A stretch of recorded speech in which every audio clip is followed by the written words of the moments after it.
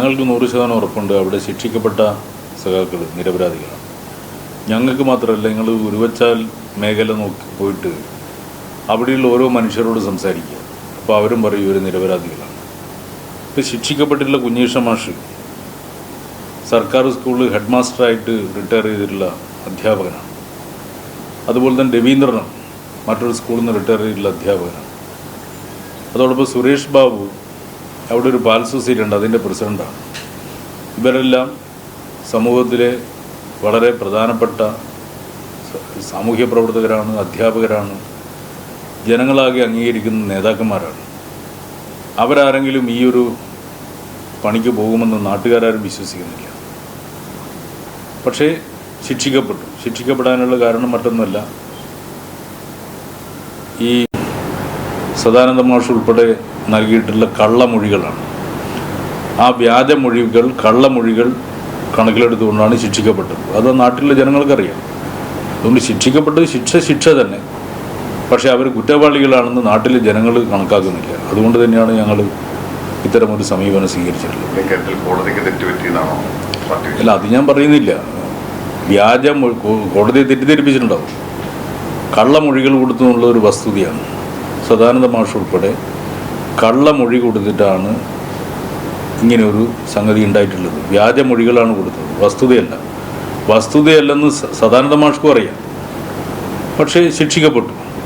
ഇതിൽ നമ്മൾ മനസ്സിലാക്കേണ്ടത്, ഈ സദാനന്ദ മാഷ് എന്ന് പറയുന്നത് ആ സമയത്ത് അവിടെ അദ്ദേഹത്തിൻ്റെ തന്നെ സ്വന്തം സ്കൂളിലെ അധ്യാപകനായിരുന്നു.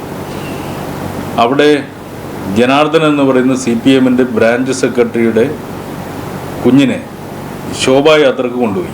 ശോഭായാത്ര എന്ന് പറഞ്ഞാൽ RSSൻ്റെ പരിപാടിയാണ്. ശ്രീകൃഷ്ണ ജയന്തിയുടെ ഭാഗമായിട്ട് അവർ സംഘടിപ്പിക്കുന്ന ബാലഗോകുലം സംഘടിപ്പിക്കുന്ന പരിപാടിയാണ്. ബാലഗോകുലം എന്ന് പറഞ്ഞാൽ എന്താ?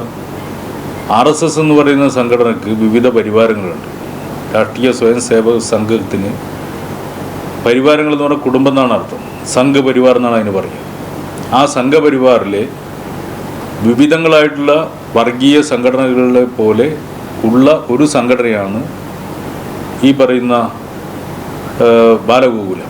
ആ ബാലഗോകുലത്തിൻ്റെ പരിപാടിക്ക് അവിടെ പഠിക്കുന്നൊരു കുട്ടി എന്നുള്ള നിലയിൽ ആ കുട്ടിയെ കൂട്ടിപ്പോവാണ് സദാനന്ദ മാഷ്. അവരെ കൂട്ടിപ്പോകേണ്ട പണിയല്ലല്ലോ അദ്ദേഹം ചെയ്യേണ്ടത്. അപ്പോൾ അത് ചോദ്യം ചെയ്തു. ആ ചോദ്യം ചെയ്തതിൻ്റെ ഒറ്റ കാരണം കൊണ്ടാണല്ലോ ഈ മനുഷ്യൻ്റെ കാലുകൾ അടിച്ച് തകർക്കുന്നത്. അപ്പോൾ സ്വാഭാവികമായിട്ട് അതിൻ്റെ മേലെ ചില പ്രതികരണങ്ങൾ വന്നു. അപ്പോൾ അവിടെ ഉരുവച്ചാലുണ്ടായിട്ടുള്ള സംഭവത്തിൻ്റെ അടിസ്ഥാന കാരണം വർഗീയ പരിപാടിക്ക് വേണ്ടി കുട്ടികളെ കൂട്ടിക്കൊണ്ടുപോയതാണ്. കൂട്ടിക്കൊണ്ടുപോവുക മാത്രമല്ല, ആ പോയതിന് ചോദ്യം ചെയ്തതിൻ്റെ ഭാഗമായിട്ട് ആ കുഞ്ഞിൻ്റെ അച്ഛൻ്റെ കാലടിച്ച് പൊട്ടിച്ചു എന്നുള്ളതാണ് പ്രശ്നം. അതിൻ്റെ മേലെ തുടങ്ങിയതാണ്. അപ്പോൾ ഈ സംഭവം നടന്നതിന് ശേഷം അവിടെയുള്ള CPM പ്രവർത്തകരുടെ നേർക്ക് കേസെടുത്തിട്ടുണ്ട്. അവർ ശിക്ഷിക്കപ്പെട്ടിട്ടുണ്ട്. പക്ഷേ ശിക്ഷിക്കപ്പെട്ടു എന്നുള്ളത് കൊണ്ട് അവർ ശിക്ഷിക്കപ്പെട്ടിട്ടുണ്ട്. പക്ഷേ അവർ കുറ്റവാളികളല്ല. അത് ജനങ്ങൾക്കറിയാം, പാർട്ടിക്കറിയാം.